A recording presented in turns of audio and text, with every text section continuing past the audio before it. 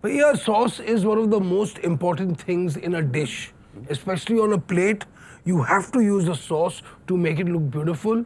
In order to have a complete dish, you need a good sauce. And this week's plating challenge theme is also saucy art. Chef तो हो जाए एक demo.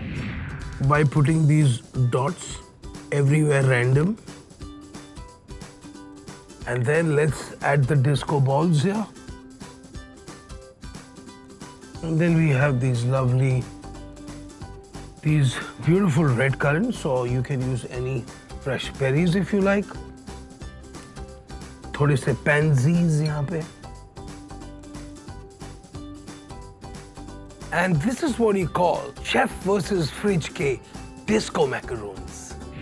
Get ready to send your entries for our saucy art theme and be a part of Chef vs. Fridge. You can show us your talent of plating using any kind of sauce, dip or chutney to garnish any dish. And upload your videos on Instagram Reels and use the hashtag Chef vs. Fridge Plating Challenge. Don't forget to tag Z Café. The best entries get a chance to feature in the next episode, and one winner will also win a microwave from Hyatt. Let's have a look at the entries from last week.